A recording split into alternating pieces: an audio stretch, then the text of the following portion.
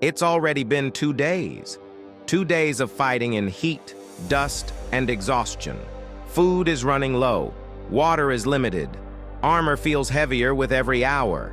Wounds are everywhere. And still, the line holds. Not because the Greeks are stronger, but because the road is narrow. Thermopylae is a corridor, a place where numbers don't mean much, where shields overlap, where one mistake can block an entire army or let it pour through. For 2 days, the Persians cannot pass. Despite what the legend later becomes, this was not only 300 Spartans. Leonidas stood with allies, Thespians, Thebans, men from Phocis, and other Greek contingents. In total, several thousand Greeks fought at Thermopylae at the beginning. The Spartans were the core, the spine of the defense. But they were not alone. And by the second day, everyone there understood the same thing. This couldn't last forever. At this point, it helps to understand who Leonidas actually was. Leonidas was not born to rule. He was the second son of King Leonidas of Sparta from the Aegeid royal line. Second sons were not expected to become kings. They trained like everyone else. Leonidas went through the Agage, the full Spartan system of upbringing, the same hunger, the same discipline, the same hardship as ordinary Spartan citizens. Unlike many Spartan kings, he did not grow up apart from the system. He was shaped by it. He became king only later after the death of his half-brother Cleomenes. Cleomenes left no legitimate male heir. Leonidas strengthened his position by marrying Gorgo, Cleomenes' daughter, a political act, a stabilizing one. By the time of the Persian invasion, Leonidas was already an experienced commander, likely in his 40s or 50s. He was not a young man chasing glory. He was a king who understood Spartan law, Spartan expectation, and Spartan memory. That matters, because Leonidas knew exactly what staying or leaving would mean. Then the messenger arrives. There is a path through the mountains, a narrow goat track known to locals. A man named Ephialtes shows it to the Persians. Ancient sources disagree on his motive: money, resentment, fear, probably all of them. What matters is the effect. The moment Ephialtes speaks, Thermopylae stops being a position and becomes a countdown. The Persians no longer need to break the line. They only need to walk around it. Now the Greeks face the choice they hope to avoid: fight forward and backward at the same time, or leave. Some allies argue to withdraw, some hesitate, some wait for orders, and all eyes turn to Leonidas. Back in Sparta, the full army does not march. Officially, the reason is religion. Festivals that restrict mobilization. That explanation survives in the sources. But modern historians are not convinced that religion alone explains the delay. Sparta was cautious by nature, slow to commit, watching.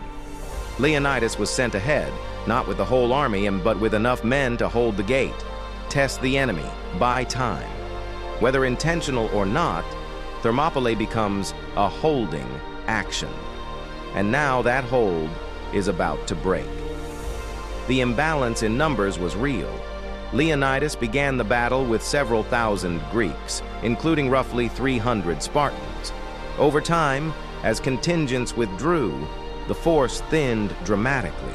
By the final phase, only a few hundred remained. Spartans, Thespians who refused to leave, and others held in place. Across from them stood the Persian army. Ancient sources speak of hundreds of thousands. Modern historians argue for lower numbers, but even conservative estimates leave the Persians with tens of thousands at Thermopylae. And yet, for 2 days, those numbers meant surprisingly little. until the corridor is gone. The Spartans were not just heavily armed infantry. They were professionals, trained for close combat, drilled to fight shoulder to shoulder, shield locked to shield. Their strength was not individual skill, it was cohesion. They were reinforced by allies who shared the same immediate reality, even if not the same training. On the Persian side, elite units were thrown into the fight. Formations meant to intimidate and overwhelm. They failed at first, not because they were weak, but because Thermopylae erased their advantages. This was not a clash of bravery, it was a clash of systems. And once Ephialtes removed the terrain from the equation, the system protecting Leonidas collapsed. This is the moment when people turn into symbols. Leonidas can leave, he can pull back, preserve his core force, fight again later, with reinforcements, with numbers, with a better chance of survival. But leaving also means something else. It means abandoning the gate. It means retreat under pressure. It means explaining defeat to a society that does not value explanations. Sparta does not celebrate clever retreats. Sparta remembers who stood. And Leonidas knows this. Spartan boys were trained from childhood. Everyone knows the stories: endurance, pain, hunger, discipline. But the real question is this: was that training only physical, or did it prepare them to accept loss without breaking? Because standing at Thermopylae is not just about holding a shield, it's about holding a decision. When the allies are dismissed, when the line thins, when retreat is still possible, Leonidas stays, not alone, but with those who choose to stay with him. By the final phase, most allies are gone. The Spartans remain, so do the Thespians. The Thebans are held back. The casualties are not symbolic, they are real. Thousands of Greeks die at Thermopylae, among them is Leonidas. And yet the story that survives is narrower than the road itself. It becomes the 300. It becomes sacrifice. It becomes legend. Ancient authors judged this decision in different ways. Some saw it as deliberate, tied to law, to reputation, to how Sparta survives defeat. Others focused on character, not efficiency. Later writers showed how Sparta itself judged the decision correct, through ritual, commemoration, and memory. Modern historians still disagree. Some argue the sacrifice changed little militarily. Others argue that morale, cohesion, and meaning can shape what comes next. So let's stop pretending this is simple. Was Leonidas trying to send a message, not only to Persia, but to Greece, to Sparta, to the future, that some things are defended not because they can be saved, but because abandoning them changes who you are? Was this about morale? About showing an enemy that you cannot be shaken even when surrounded? Or was it something more personal?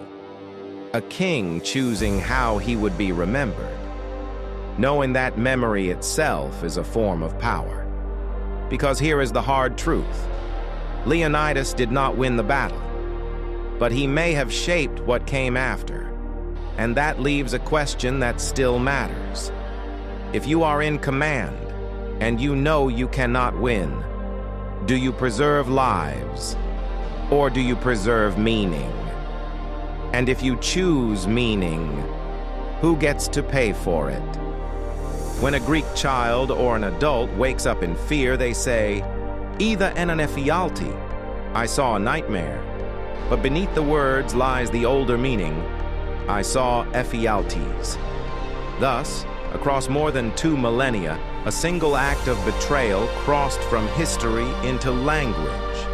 Battles ended, empires fell, but the name endured, whispered every night, whenever fear visits in sleep.